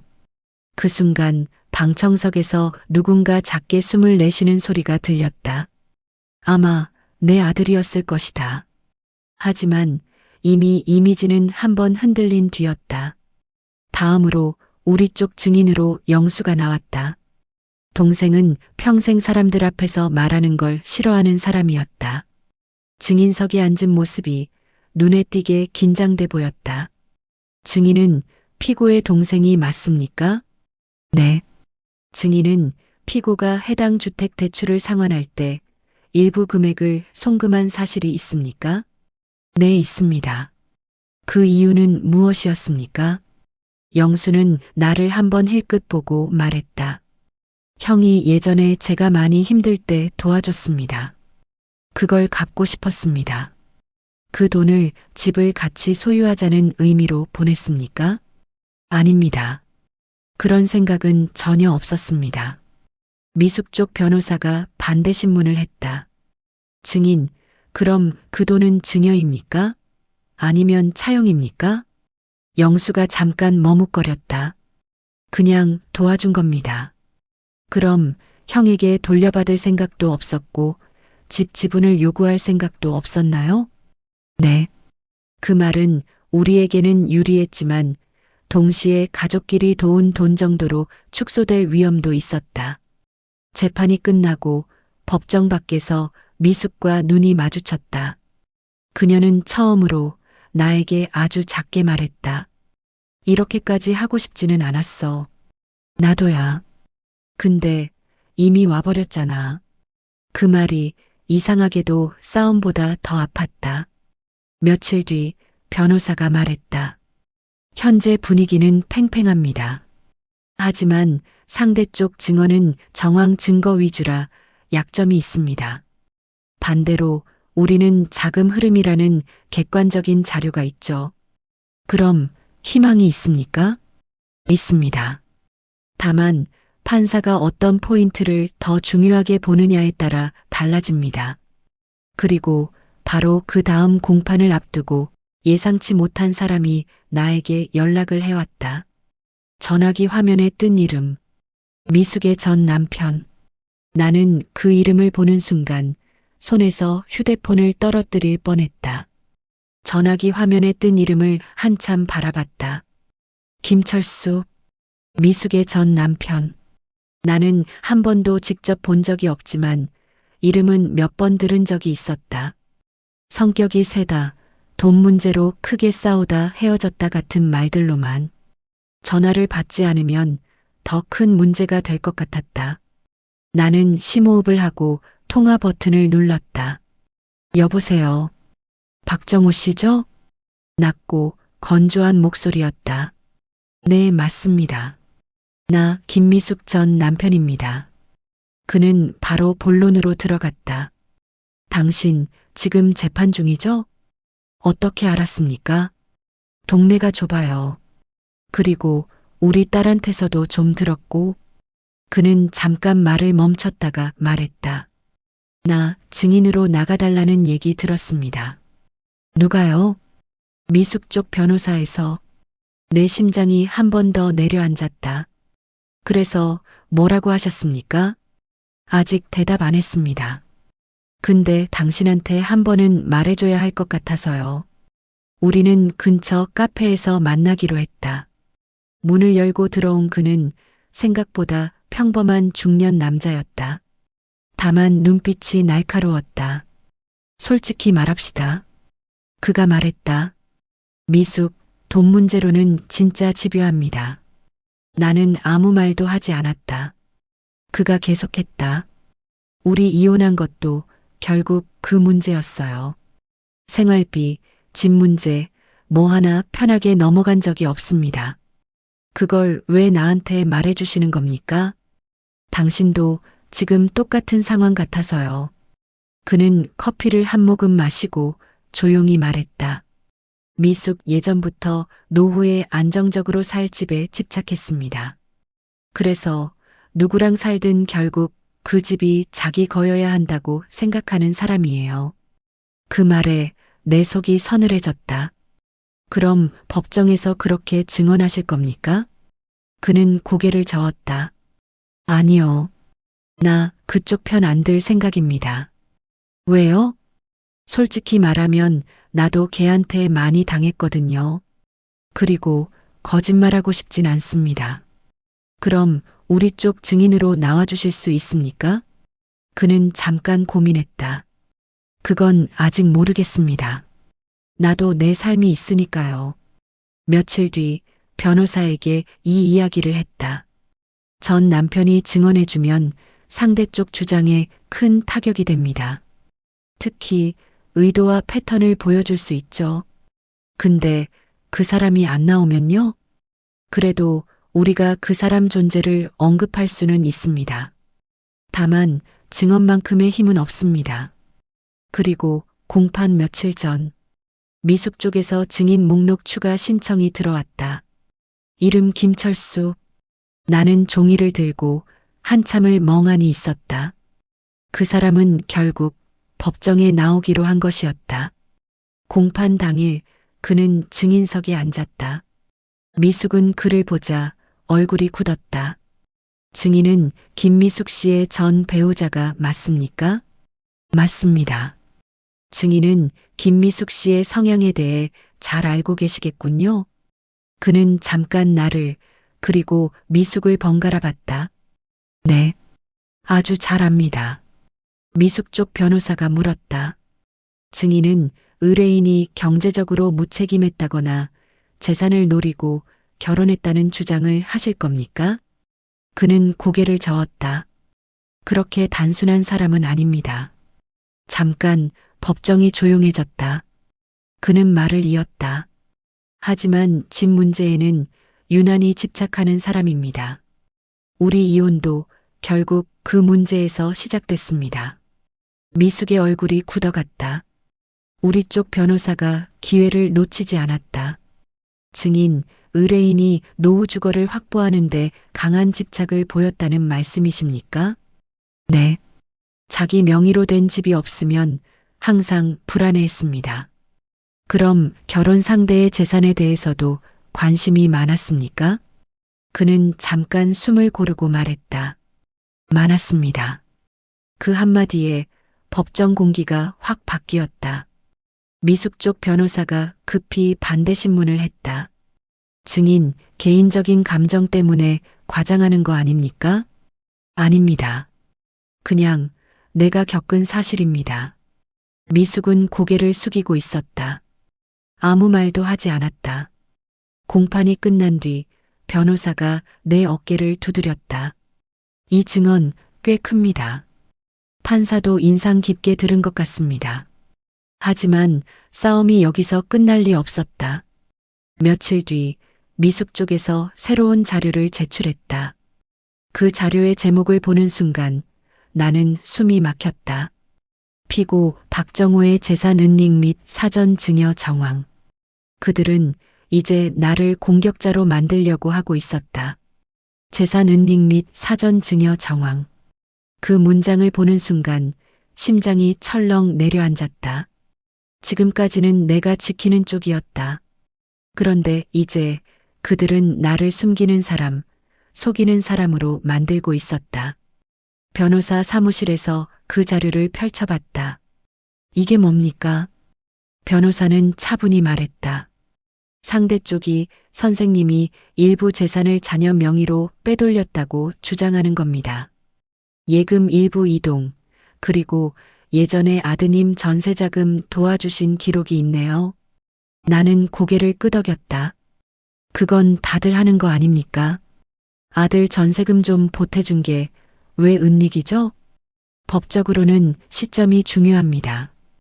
혼인 이후 분쟁이 시작되기 직전에 자금 이동이 있으면 상대 쪽에서 문제 삼기 쉽습니다. 그 말을 듣고 머리가 지끈거렸다. 그럼 불리합니까? 완전히 불리하다고 할 수는 없습니다. 하지만 상대 쪽이 재산을 줄이려는 의도로 몰고 가면 설명을 잘해야 합니다. 며칠 뒤 아들이 나에게 말했다. 아버지, 저도 증인으로 나가야 할 것 같아요. 왜? 상대 쪽에서 전세금 얘기하면서 저를 증인 신청했대요. 내가 가장 원하지 않던 상황이었다. 너까지 끌어들이고 싶지 않았는데. 아들은 씁쓸하게 웃었다. 이미 끌려 들어왔어요. 저도 할 말은 해야죠. 공판날 아들은 증인석에 섰다. 증인은 피고의 아들이 맞습니까? 네. 증인은 혼인 이후 피고로부터 전세자금 명목으로 거액을 받은 사실이 있습니까? 네. 받았습니다. 그 돈은 재산을 빼돌리기 위한 것이라고 생각하지 않습니까? 아닙니다. 원래부터 아버지가 약속하셨던 지원이었습니다. 결혼 전에요. 우리 쪽 변호사가 덧붙였다. 그 자금 지원은 혼인 이전부터 계획돼 있던 것이며 분쟁 발생 이후에 급히 진행된 것이 아닙니다. 미숙 쪽 변호사는 고개를 저었다. 그럼 왜 하필 그 시점에 실행됐습니까? 아들은 잠깐 숨을 고르고 말했다. 전세 계약 날짜가 그때였기 때문입니다. 짧은 문답이었지만 법정 공기는 팽팽했다. 누군가는 믿고 누군가는 의심하는 눈빛이었다. 재판이 끝난 뒤 나는 아들에게 말했다. 미안하다. 내가 이런 데까지 와야 해서. 아버지, 괜찮아요. 이건 우리 가족 일입니다.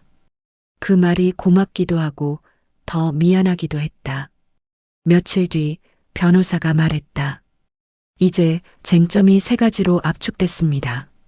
첫째, 미숙 씨의 기여도.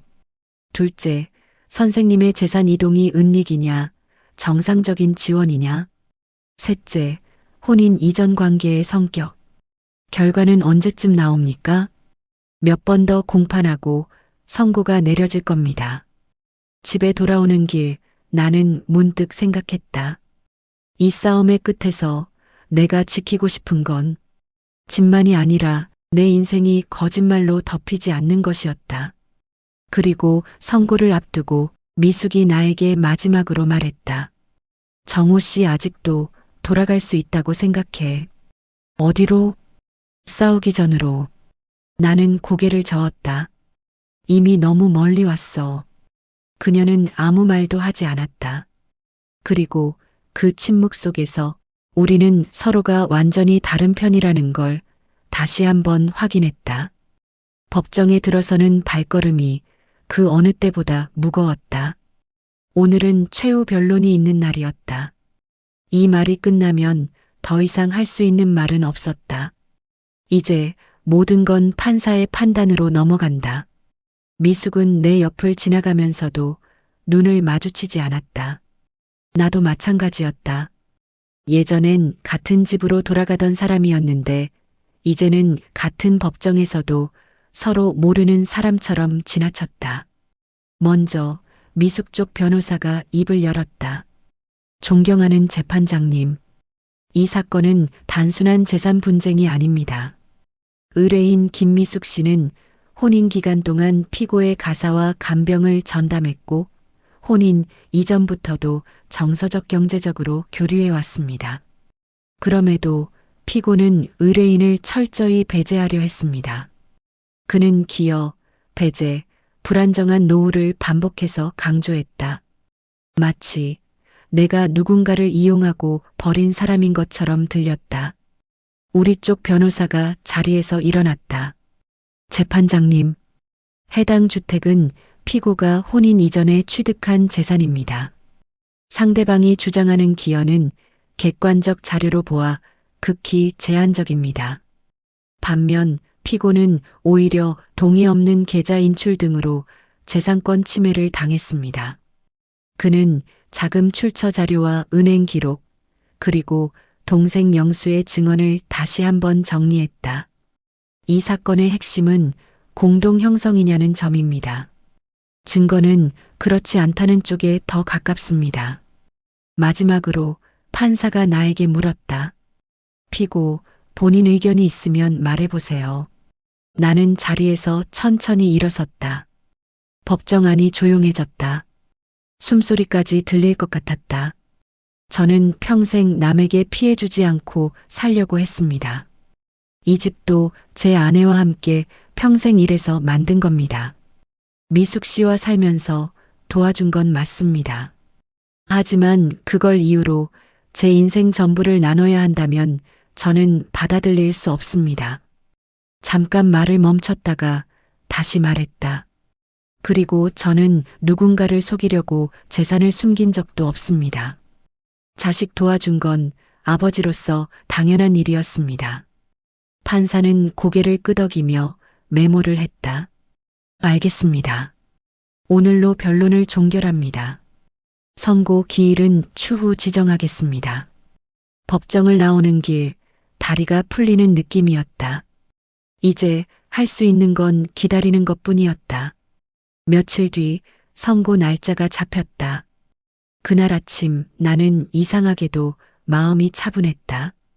이미 최악의 경우도 머릿속으로 여러 번 겪어봤기 때문인지도 몰랐다. 법정에 들어가자 모두가 자리에 앉았다. 판사가 판결문을 읽기 시작했다.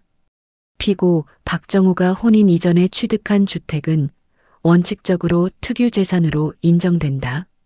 그 문장이 들리는 순간 나는 숨을 멈췄다.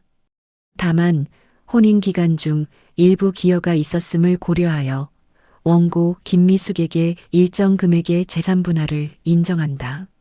나는 눈을 감았다. 전부를 잃지는 않는다는 뜻이었다. 하지만 아무것도 안 주는 건 아니라는 뜻이기도 했다. 거주권에 대한 주장은 받아들이지 않는다. 그 다음 문장이 들렸을 때 나는 심장이 크게 뛰는 걸 느꼈다. 집에서 나가라는 요구는 기각된 거였다. 판결은 양쪽 모두에게 완전한 승리는 아니었다. 나는 집을 지켰지만 돈을 내줘야 했다. 미숙은 집을 얻지 못했지만 일부 보상은 받게 됐다. 법정을 나오면서 나는 깊게 숨을 쉬었다. 싸움은 끝났다. 하지만 상처는 남았다. 미숙은 아무 말도 하지 않고 변호사와 함께 걸어갔다. 나도 아들과 함께 반대 방향으로 걸어갔다. 아버지 끝났네요. 그래, 끝났다. 하지만 진짜 끝은 집에 돌아가서부터 시작될 것 같았다. 판결이 났다고 해서 모든 게 바로 정리되는 건 아니었다. 법원 계단을 내려오면서 나는 다리에 힘이 풀려 잠깐 난간을 잡았다. 아들은 내 옆에서 말했다. 아버지, 그래도 최악은 피하셨어요. 그래, 그렇긴 하다. 집으로 돌아오는 길, 차 안은 조용했다. 라디오 소리만 작게 흘렀다. 창밖을 보면서 나는 이 집에 처음 들어왔던 날을 떠올렸다. 그때는 이렇게까지 될 줄 정말 몰랐다. 집 앞에 도착했을 때 미숙의 차는 없었다. 이미 짐을 일부 옮겼다는 말은 들었다. 문을 열고 들어가니 거실 한쪽이 텅 비어 있었다. 소파 옆에 있던 작은 장식장, 미숙이 아끼던 스탠드, 몇몇 액자들이 사라져 있었다. 이렇게 끝나는 거구나. 아들이 말했다. 그래. 내 입에서 나온 대답은 생각보다 담담했다. 며칠 뒤 변호사를 통해 재산분할 금액과 지급 일정이 정해졌다. 적지 않은 돈이었다. 통장에서 돈이 빠져나가는 걸 보면서 마음 한쪽이 텅 비는 느낌이 들었다. 그래도 집은 남았다. 이 집은 여전히 내가 살아온 시간의 증거였다. 그런데 일주일쯤 지났을 때 뜻밖의 전화가 왔다. 발신자는 김철수, 미숙의 전 남편이었다. 판결 났다면서요? 네. 축하한다고 해야 하나, 뭐라고 해야 하나 모르겠네요. 왜 전화하셨습니까? 그는 잠깐 침묵하다가 말했다. 미숙, 요즘 좀 이상합니다. 이상하다니요? 돈 받았는데도 집 얘기를 계속합니다. 아직 끝난 게 아니다라는 말을 자꾸 해요. 그 말에 가슴이 서늘해졌다. 무슨 뜻인지 아세요? 정확히는 모르겠는데 뭔가 또 준비하는 것 같아요. 전화를 끊고 나서 나는 변호사에게 바로 연락했다. 이미 판결이 났습니다. 항소 기간이 지나기 전까진 상대가 움직일 수 있는 여지는 있습니다. 하지만 큰 판을 뒤집기는 어렵습니다. 그래도 조심해야겠군요. 네. 혹시 상대가 집 주변에서 문제를 일으키거나 점유를 주장하려 하면 바로 연락 주세요. 며칠은 조용했다. 너무 조용해서 오히려 불안했다. 그러던 어느 날 밤 현관 초인종이 울렸다. 늦은 시간이었고 나는 이미 잠자리에 들 준비를 하고 있었다. 누구세요? 나야. 미숙. 문 앞에서 들리는 목소리는 낮고 지쳐 있었다. 나는 문을 열지 않은 채 말했다. 무슨 일이야? 얘기 좀 하자. 잠깐이면 돼. 나는 망설이다가 체인 걸린 상태로 문을 조금 열었다. 미숙은 생각보다 초췌해 보였다. 돈도 받았고 판결도 났잖아. 그래. 그럼 이제 끝이야. 미숙은 고개를 저었다. 아니, 나 아직 할 말 있어. 뭔데? 그 돈 사실 다 내 돈 아니야. 그 말에 나는 눈살을 찌푸렸다. 무슨 소리야? 나 그 돈 일부 이미 빚 갚는데 써버렸어. 그게 나랑 무슨 상관이야. 미숙은 입술을 깨물었다. 그 빚이 우리 둘 이름으로 된 것도 있어. 순간 머릿속이 하얘졌다. 우리 둘 이름? 혼인 중에 생활비 모자라서 같이 쓴 대출이야. 당신도 서명했어. 나는 기억을 더듬었다. 아주 예전에 서류 몇 장에 사인한 적이 있었다. 정확히 뭔지도 모른 채 생활비 정리라며 내밀던 종이에. 설마 그 빚 아직 남아있어. 그리고 내가 받은 재산분할금으로 일부만 갚았어. 그럼 나머지는? 미숙은 고개를 숙였다. 연체될 거야. 그 말이 조용히 내 가슴을 눌렀다. 판결로 끝난 줄 알았던 싸움이 다른 형태로 다시 시작될지도 모른다는 예감이 들었다. 나는 변호사에게 전화했다. 이런 경우 어떻게 됩니까? 공동명의 채무라면 채권자는 두 분 모두에게 청구할 수 있습니다. 그럼 나도 책임이 있는 겁니까? 네. 서명하셨다면 법적으로는 그렇습니다. 전화를 끊고 나서 나는 한참 동안 소파에 앉아 있었다. 집은 지켰다. 하지만 빚이라는 또 다른 족쇄가 남아 있었다. 그리고 그날 밤 우편함에 또 하나의 봉투가 들어 있었다. 발신인 채권 추심 회사. 봉투를 열지 않아도 안에 뭐가 들어 있는지 알 것 같았다. 채권 추심 회사에서 온 봉투는 생각보다 얇았다. 하지만 그 안에 들어 있을 내용은 내 마음을 짓누르기에 충분히 무거웠다. 귀하께서는 김미숙 씨와 공동 채무자로 등록된 대출에 대해 연체가 발생할 경우 법적 조치를 취할 수 있음을 알려드립니다. 나는 그 문장을 몇 번이나 읽었다. 집은 지켰다. 하지만 빚이 따라왔다. 그 빚은 판결문 어디에도 해결됐다고 적혀 있지 않았다. 변호사에게 다시 갔다. 이걸 어떻게 해야 합니까? 그는 고개를 끄덕였다. 공동 채무는 두 분 중 누가 갚든 채권자 입장에선 상관없습니다. 현실적으로는 선생님이 갚고 나중에 구상권을 청구하는 방법이 있습니다. 그럼 내가 또 미숙 씨랑 싸워야 한다는 말입니까? 법적으로는 그렇습니다. 아니면 연체를 감수하시거나요. 연체. 그건 선택지가 아니었다. 신용도, 압류 또 다른 소송 생각만 해도 머리가 아팠다. 집에 돌아와 한참을 앉아 있었다. 이 집을 지키려고 시작한 싸움이 결국 또 다른 싸움을 데려왔다. 아들이 찾아왔다. 아버지, 채무 얘기 들었습니다. 그래. 제가 조금 도와드릴게요. 아니다.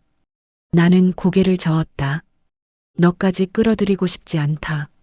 아들은 조용히 말했다. 근데 아버지 혼자서 감당하기엔 금액이 크잖아요. 그래도 이건 내가 시작한 일이다. 며칠 밤을 고민했다. 그리고 결국 결론을 냈다. 내가 먼저 갚는다. 그리고 나중에 법적으로 정리한다. 은행에 가서 연체되기 전에 남은 금액을 정리했다.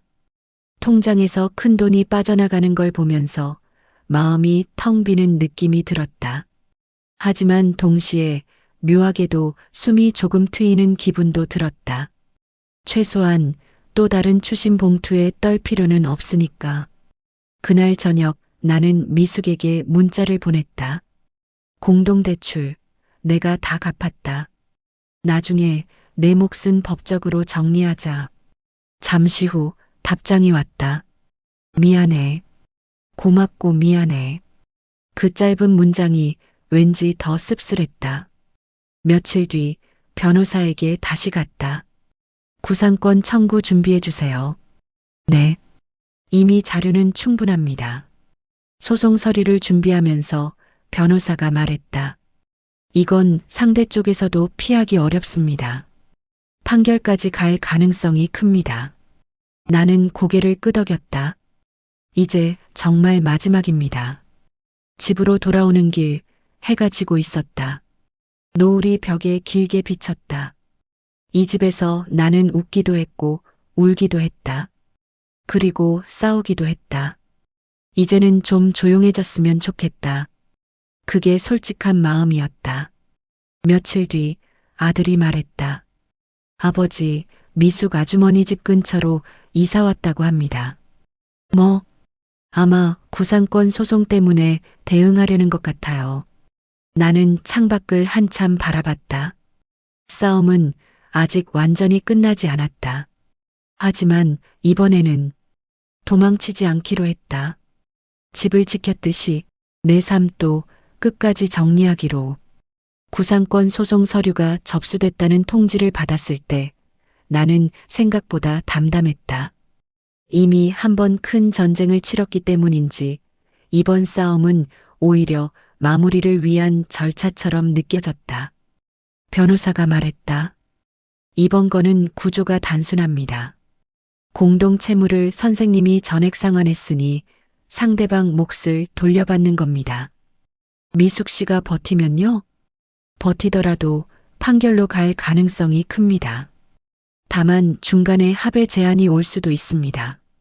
며칠 뒤 예상대로 연락이 왔다. 이번엔 미숙이 아니라 그쪽 변호사였다. 의뢰인께서 조정으로 해결하고 싶어 합니다. 나는 잠깐 망설였다. 조건은요? 일부 금액을 분할 상환하는 조건으로 추가 소송 없이 끝내고 싶다고 합니다. 일부 분할. 나쁘지 않은 제안일 수도 있었다. 하지만 지난 일들이 머릿속을 스쳤다.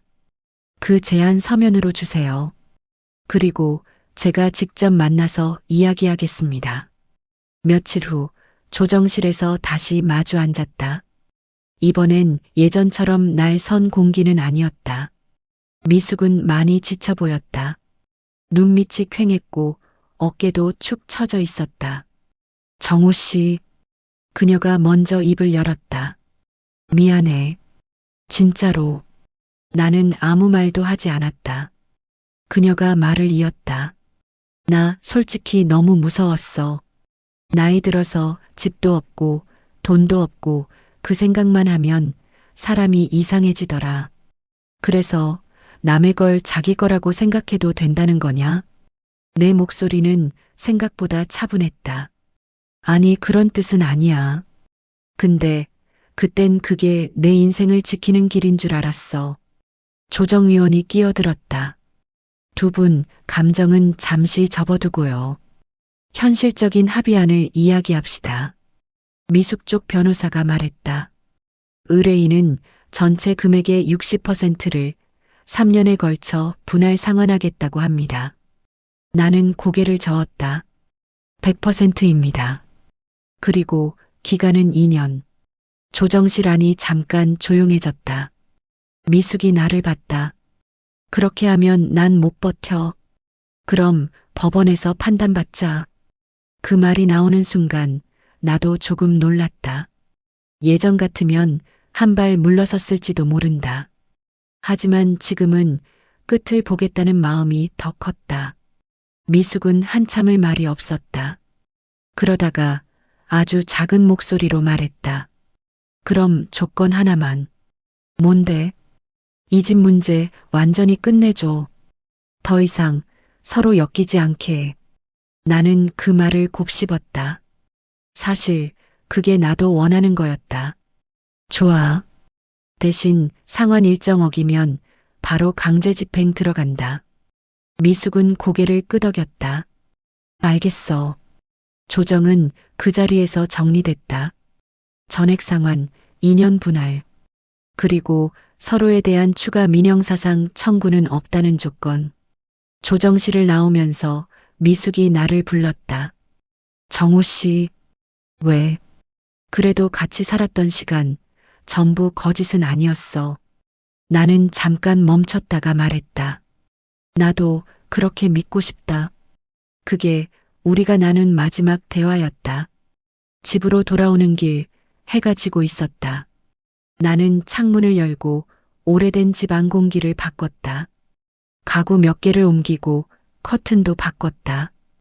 이 집에서 미숙의 흔적은 조금씩 사라졌다. 어느 날 아들이 말했다. 아버지, 이제 진짜 끝난 거죠? 그래. 이번엔 진짜 끝이다.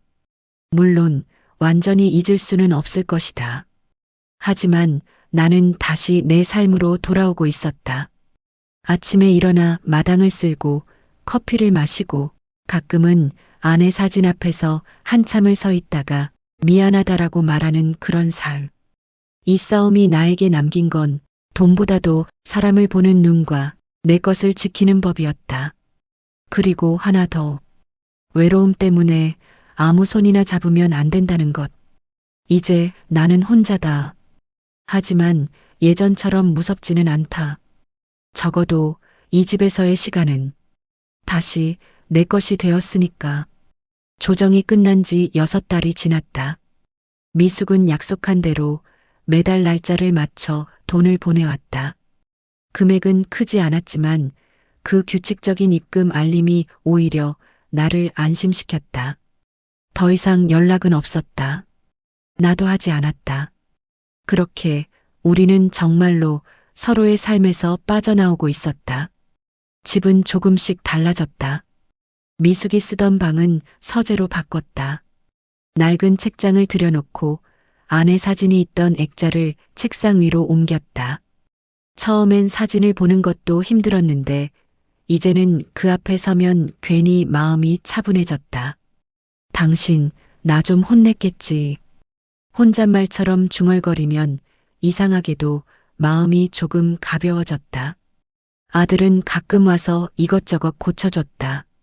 문 손잡이, 욕실 환풍기, 베란다, 창문 틈새. 아버지, 집이 사람 닮았네요. 주인 마음대로 조금씩 바뀌는 거. 그래, 나도 조금씩 바뀌고 있는 것 같다.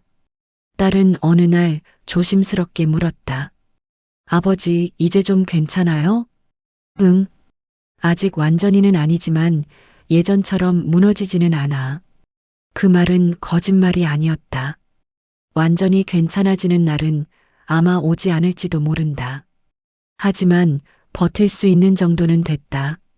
동네를 걷다 보면 가끔 미숙을 떠올리게 하는 물건들을 본다. 그녀가 좋아하던 꽃집, 같이 갔던 마트, 자주 앉던 공원 벤치. 예전 같으면 발걸음이 멈췄을 텐데 이제는 그냥 지나간다. 추억은 남았고 미련은 사라졌다. 어느 날 은행에서 문자가 왔다. 구상금 일부 상환 완료. 짧은 문장이었지만 나는 그 문자를 한참 들여다봤다. 이 싸움의 마지막 꼬리표가 조금씩 잘려나가고 있다는 뜻이었다. 그날 저녁 나는 아내 사진 앞에 앉았다. 나 결국 집은 지켰어. 근데 사람은 잘 못 지킨 것 같다.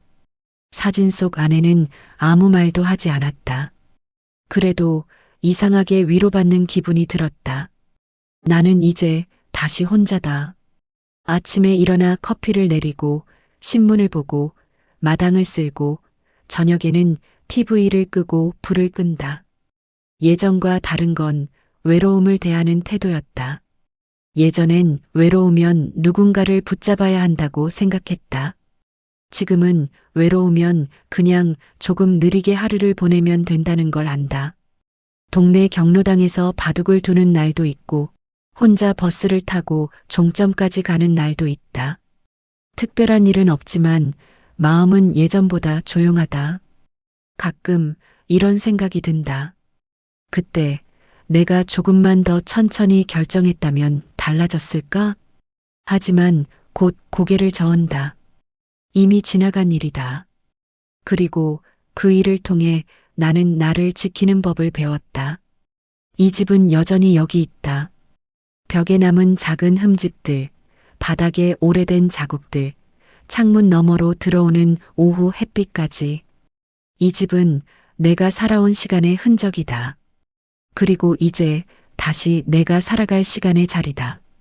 마지막으로 내가 이 일을 겪고 나서 가장 크게 느낀 건 이것이다. 사람은 외로워도 아무 손이나 잡으면 안 된다. 그리고 늦게라도 내 것을 지키는 법을 배우는 건 절대 부끄러운 일이 아니다. 이제 나는 오늘도 불을 끄고 잔다. 집은 조용하고 마음도 조용하다. 그걸로 충분하다. 그날은 비가 왔다. 장대비는 아니었고 우산 없이 걸어도 될 만큼의 잠비였다. 나는 마당에 낙엽을 쓸다가 허리가 조금 아파서 빗자루를 세워두고 잠시 쉬고 있었다. 초인종이 울렸다. 이상했다. 요즘엔 찾아오는 사람도 없었고 택배도 없는 시간이었다. 문을 열기 전에 나는 괜히 한 번 더 거울을 봤다. 습관처럼 머리를 정리했다. 그리고 문을 열었다. 문 앞에는 미숙이 서 있었다. 예상하지 못한 얼굴이었다. 살이 조금 빠졌고 머리는 짧아져 있었다. 예전보다 덜 날카로워 보였다. 그렇다고 반갑다고 말할 수 있는 얼굴도 아니었다. 잠깐 이야기할 수 있을까? 나는 한참을 망설였다. 그리고 문을 완전히 열지는 않은 채 몸만 비켜섰다. 들어와. 거실에 들어온 미숙은 한동안 서 있었다. 마치 이 집이 아직도 낯선 것처럼. 아니, 어쩌면 다시 낯설어진 것일지도 몰랐다. 차라도 마실래? 괜찮아. 우리는 소파에 마주 앉았다. 예전 같으면 이 거리에서 TV 소리를 틀어놓고 아무 말이나 했을 것이다. 지금은 말이 먼저 나오지 않았다. 미숙이 먼저 입을 열었다. 이번 달 것도 보냈어. 확인했지? 응. 연체는 없을 거야. 내가 그 정도로 망가지진 않았어. 그 말에 나는 고개만 끄덕였다. 잠깐의 침묵 뒤 그녀가 말했다. 나 이사 갈 것 같아. 여기서 조금 더 먼 데로. 그래. 그냥 혹시 말해두는 게 좋을 것 같아서. 나는 창밖을 봤다. 잠비가 마당을 적시고 있었다. 왜 왔어? 내가 묻자 미숙은 한숨을 쉬었다. 가끔 생각나서. 뭐가? 그때 우리가 싸우기 전. 그냥 밥 먹고 병원 다녀오고 그런 날들. 그 말에 가슴 한쪽이 아주 조금 찔렸다. 하지만 나는 바로 말했다. 그때로는 못 돌아가. 알아. 미숙은 고개를 끄덕였다. 나도 그래서 왔어. 돌아가자고 말하려고 온 건 아니야. 그럼 그냥 끝났다는 거 서로 얼굴 보고 말하고 싶었어. 진짜로. 나는 그녀를 한참 바라봤다. 끝났어. 진짜로. 응. 나도 이제는 그렇게 생각해. 그녀는 자리에서 일어났다. 현관 쪽으로 몇 걸음 가다가 잠깐 멈췄다. 정호 씨, 왜? 그때 당신이 나한테 했던 말 기억해? 뭐? 외로워도 아무 손이나 잡으면 안 된다고. 나는 아무 말도 하지 않았다. 미숙이 작게 웃었다. 이상하게 그 말이 계속 남더라. 그래서 나도 이제 좀 혼자 있으려고. 문이 닫혔다. 집안은 다시 조용해졌다. 나는 한참 동안 그 자리에 서 있었다. 마치 오래된 그림자를 하나 더 보내고 난 느낌이었다. 그날 밤 아들이 전화를 했다. 아버지, 괜찮으세요? 응. 그냥 비 오는 밤이다. 무슨 일 있으셨어요? 아니, 그냥 예전에 알던 사람이 잠깐 들렀다 갔다. 전화를 끊고 나는 불을 끄기 전에 거실을 한 번 더 둘러봤다. 이 집은 이제 정말로 나 혼자의 공간이었다. 그리고 그 사실이 이상하게도 더 이상 아프지 않았다. 나는 알았다. 이 이야기는 싸움으로 끝난 게 아니라 각자가 자기 자리로 돌아가는 걸로 끝난 거라는 걸. 그날 밤 비가 그치고 나서도 집안은 축축한 공기가 남아 있었다. 나는 잠이 오지 않아 거실 서랍을 정리하다가 오래된 갈색 봉투 하나를 발견했다. 아내가 살아있을 때 쓰던 봉투였다. 안에는 보험 서류 몇 장과 내가 보지 못한 메모 한 장이 들어 있었다. 정호, 이 봉투는 내가 보게 될 수도 못 보게 될 수도 있어. 만약 보게 된다면 미숙 씨 이름이 나와도 놀라지 마. 심장이 한번 크게 내려앉았다. 나는 봉투 안쪽을 더 뒤졌다. 그리고 거기서 공증 서류 사본 하나를 발견했다. 제목 채권 채무 확인 및 위임 약정서. 작성일 아내가 세상을 떠나기 2년 전. 당사자 박정호, 김미숙. 나는 손이 떨렸다. 서류에는 이렇게 적혀 있었다. 본인은 김미숙에게 본주택 관련 대출 상환에 관한 일부 자금을 위임받아 관리하게 하며 해당 자금 운용에 관한 책임은 박정호 본인에게 귀속된다.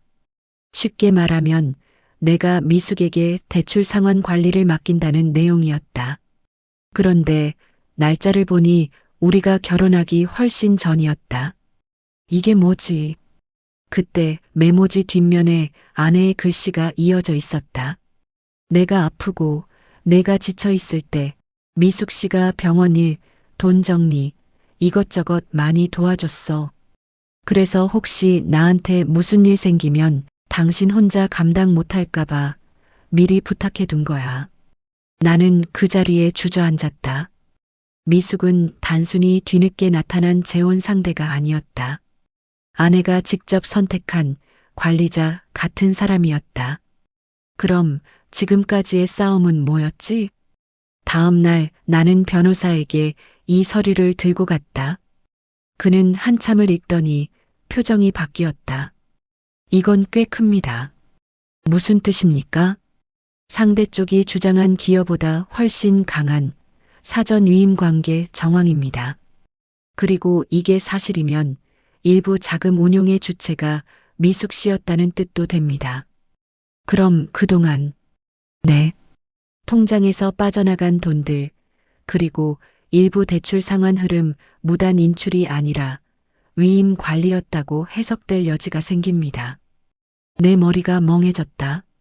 그럼 내가 그렇게 분노했던 통장 인출도 법적으로는 완전히 틀린 행동이 아닐 수도 있었다는 말이었다. 그날 저녁 나는 미숙에게 전화를 했다. 우리 한 번만 만나자. 왜? 아내가 남긴 서류를 찾았다. 카페에서 마주 앉았을 때 미숙의 얼굴은 이미 모든 걸 알고 있는 사람 같았다. 내가 서류를 내밀자 그녀는 잠깐 눈을 감았다. 결국 찾았네. 이게 뭐야? 당신 아내가 나한테 부탁했어. 자기가 쓰러지면 당신이 돈 문제로 망가질까봐. 그래서 대출 관리랑 몇 가지 정리 맡아달라고. 그럼 왜 나한테 말 안 했어? 미숙은 씁쓸하게 웃었다. 말하면 당신이 믿었을까? 당신 자식들이 가만히 있었을까? 그 말에 나는 아무 말도 못했다. 그리고 미숙이 조용히 말을 이었다. 나 처음부터 이 집 노리고 온 거 아니야. 오히려 당신 아내 부탁 때문에 더 깊이 엮인 거야. 그럼 법정에서 왜 그렇게까지 싸웠어? 당신 자식들이 나를 도둑 취급했잖아. 그때부터 나도 방어가 아니라 공격을 선택한 거야. 그 순간 모든 퍼즐이 맞춰지는 느낌이 들었다. 처음부터 이 싸움은 돈이 아니라 오해와 자존심에서 시작된 전쟁이었다. 하지만 진짜 반전은 그 다음에 나왔다. 미숙이 가방에서 또 다른 서류를 꺼냈다. 이번엔 아내에 잡힐 유언장 초안이었다. 내가 떠난 뒤 정우가 혼자가 된다면 집은 정우 이름으로 두되 미숙 씨에게는 관리보상 명목으로 일정 금액을 주었으면 좋겠다. 그 애는 우리한테 빚진 게 아니라 우리가 빚진 사람이다. 나는 그 문장을 읽다가 눈앞이 흐려졌다. 그럼 법정에서 내가 억울하다고 생각했던 재산 분할은 아내가 미리 생각해둔 선택에 더 가까웠던 거였다. 나는 조용히 물었다. 그럼 왜 이걸 이제야 보여줘? 미숙은 고개를 떨궜다. 이걸 꺼내는 순간 나는 착한 사람이 되지만 당신 자식들은 나쁜 사람이 되거든. 그걸 감당할 자신이 없었어. 집으로 돌아오는 길 세상이 다르게 보였다. 나는 싸움에서 이겼다고 생각했다. 하지만 진짜 진실 앞에서는 아무도 완전히 옳지 않았고 아무도 완전히 나쁘지 않았다. 그리고 마지막 반전. 며칠 뒤 딸이 나에게 말했다. 아버지 엄마 예전 수첩에서 비슷한 메모 봤어. 뭐, 미숙 아주머니 이름 적힌 페이지. 그리고 이 사람한테는 꼭 보답해줘야 한다는 말. 그 순간 나는 깨달았다. 이 싸움은 아내가 남긴 배려가 제대로 전해지지 못해서 생긴 비극이었다는 걸. 나는 결국 변호사를 찾아가 구상권 소송을 취하했다. 그리고 미숙과는 추가 합의서를 썼다. 법원이 정한 것 외에 아내가 원했을 법한 관리 보상금 일부를 더 주는 조건이었다. 아들은 화를 냈다. 아버지, 왜요? 우리가 이겼잖아요. 나는 조용히 말했다. 이긴 게 아니다. 이제야 제자리로 돌아가는 거다. 유튜브 사연 낭독용으로 이 이야기는 이렇게 끝난다. 우리는 돈 때문에 싸운 게 아니었다. 우리는 누군가의 마지막 마음을 끝까지 이해하지 못해서 싸운 거였다. 미숙을 만나고 돌아온 날 밤 나는 잠을 못 잤다. 서류 봉투, 아내의 메모, 그리고 머릿속을 떠나지 않는 한 가지 생각. 이걸 누가 먼저 알고 있었을까? 아내는 중요한 걸 항상 수첩이랑 노트북 두 군데에 남기던 사람이었다. 수첩은 내가 찾았고, 그럼 노트북은? 서재 서랍을 뒤지다가 오래된 USB 하나를 발견했다. 보험이라고 적혀 있었다. 꽂자 폴더 몇 개가 떴다. 그중 하나의 이름이 눈에 박혔다. 정리미숙. 손이 떨렸다. 폴더를 열자 스캔된 서류와 사진들이 정리돼 있었다. 그리고 맨 위에 워드 파일 하나. 유언 초안 최종. DOCX. 파일을 열려는 순간 비밀번호 창이 떴다. 아내가 쓰던 비밀번호는 딸 생일이었다. 입력하자 파일이 열렸다. 내용은 미숙이 보여준 초안과 거의 같았다. 관리보상, 집은 4명의 유지, 미숙에게 일정 금액. 그리고 맨 아래 날짜와 서명. 그런데 수정 기록을 보니 이상했다. 마지막 수정자 박아들. 수정 날짜 아내가 돌아가신 지 한 달 뒤. 나는 그 줄을 몇 번이나 다시 읽었다. 아내가 돌아가신 뒤에 이 파일이 열렸고 저장됐다는 뜻이었다. 더 내려가 보니 파일 하나가 더 있었다. 유언 초안 백업 삭제. DOCX. 열어보니 거기엔 미숙 이름이 없는 버전이 있었다. 관리보상 문구도 위임 이야기도 전부 빠져 있었다. 완전히 자식들에게 유리한 버전이었다. 내 심장이 세게 뛰었다. 누군가가 두 버전 중 하나를 숨겼다. 그리고 그 누군가는 내 아들이었다. 다음 날 나는 아들을 불렀다. 이리 와서 이것 좀 봐라. USB를 꽂고 파일 목록을 보여줬다. 아들의 얼굴이 아주 잠깐 굳었다. 이거 어디서 났어요? 내 엄마 노트북에서. 그런 게 있었어요? 나는 바로 물었다. 너 이 파일 연 적 있지? 아니요. 마지막 수정자가 내 이름이다. 아들은 입을 다물었다. 몇 초가 몇 분처럼 느껴졌다. 봤어요. 그가 결국 말했다. 언제? 엄마 돌아가시고 정리하다가. 그리고 무서웠어요. 뭐가? 그 내용이 나오면 집이 흔들릴까봐. 나는 숨을 크게 들이마셨다. 그래서 숨겼냐? 숨긴 건 아니고 그냥 말씀 안 드린 거죠. 아니, 내 목소리가 낮아졌다. 다른 버전 만들어서 그걸 사실처럼 쓴 거잖아. 아들은 고개를 떨궜다. 미숙 아주머니가 처음부터 그 집 노리고 온 것 같았어요. 그래서 아버지 편 들어야 한다고 생각했어요. 그래서 거짓말을 해도 된다고 생각했나? 아버지 지키려고 한 겁니다. 그 말에 나는 웃음이 나왔다. 아니, 웃음이 아니라 허탈한 숨이었다. 그럼 법정에서 내가 그렇게 미숙을 도둑 취급하게 만든 것도 내가 숨긴 그 파일 때문이겠네. 아들은 아무 말도 못했다. 그리고 통장 이야기, 서류 이야기 전부 더 크게 키운 것도 어느 정도는요. 그 순간 나는 깨달았다. 이 전쟁의 불씨는 내 아들이 먼저 뿌렸다. 나는 변호사에게 USB를 보여줬다. 그는 한참을 보더니 말했다. 이건 만약 재판 중에 나왔으면 판결에 영향 줬을 가능성이 큽니다. 특히 은폐 부분은. 그럼 우리 아들은 법적으로 문제될 소지도 있습니다. 위조, 은닉, 허위 주장 유도 다툼의 여지가 큽니다. 집에 돌아와 나는 딸을 불렀다. 너도 알고 있었니? 딸은 고개를 저었다. 난 몰랐어. 오빠가 엄마 노트북 정리한 건 알았지만 그날 밤 아들과 크게 다퉜다.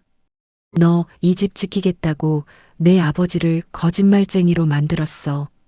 아버지, 결과적으로 집 지켰잖아요. 아니다. 나는 단호하게 말했다. 난 사람을 잃었다. 그리고 내 엄마가 남긴 뜻도. 아들은 고개를 들지 못했다. 나는 미숙을 다시 불렀다. 그리고 USB 파일을 보여줬다. 미숙은 화면을 보자 한동안 말을 못했다. 그럼 그동안. 그래.